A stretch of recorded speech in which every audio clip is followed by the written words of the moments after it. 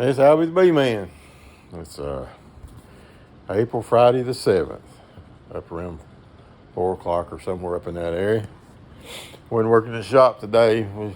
We designed up some new bottom boards. We went down to south of Atlanta and got some of that HDO plywood like Bob Benny uses on his hives, but we created a different bottom than what he does. He does just standard flat with a 3/8 opening.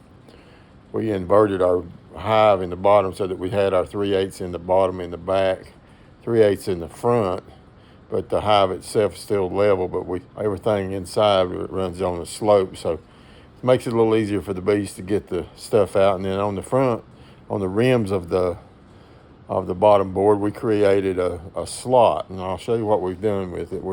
Today we're making robin screens, and these are permanent robin screens so that we don't ever have to take them off. Used to I'd buy these signs, they had them little push pins on them, and I've tried different types of techniques, but I feel like this one here will last us for a long time. It's going to be durable all year long, and but anyway, I'll turn around here and show you what we're doing here. This is, let me get my little chair over here.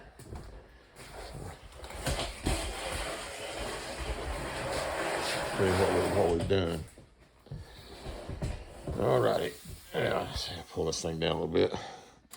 Starting with, we built this thing on the side here. This on our outside boards, we've got the 3/4 HDO plywood on the rims around our bottom board, and we took and dadoed it out for this notch here.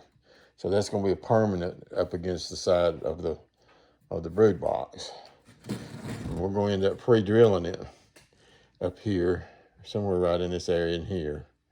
And we'll put a screw on each side to screw it down to the box so that it's a permanent structure.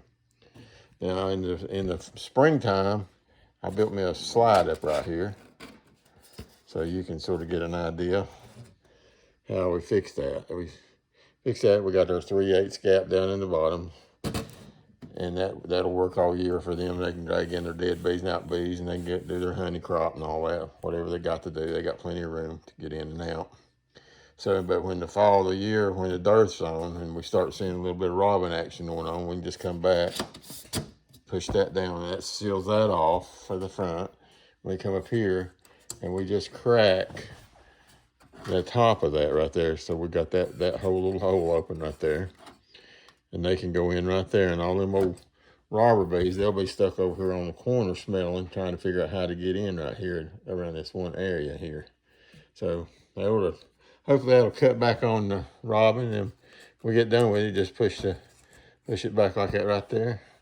We keep our screw tight enough so that it holds some tension on that, and the wind ain't gonna blow it open. Same with these little clips here. When we made them, we went ahead and we spring mashed these things in real tight right in here so that this door, it's tough. It's not just going to slide up and down from the wind.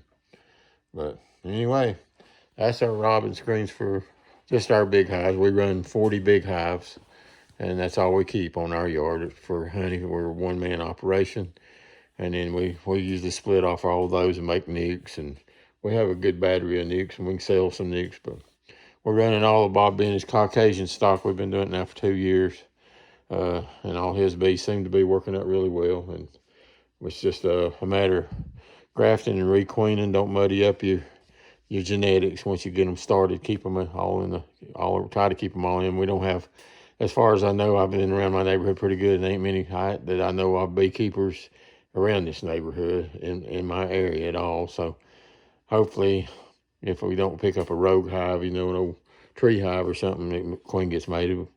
But we try to keep all of we got one yard that's about 75 yards away. And we try to run out heavy drones on that end. And we got our queens that we get our grafts on the upper yards. So hopefully between them, we put enough drone frames in the hives that we like. And hopefully they'll make it through the season all right and come out pretty good. But so far, our genetics seem to be all super dark bees, and they're propolised till you can't stand yourself. It's the most propolizing bees that I think it's ever been created. But that's okay too.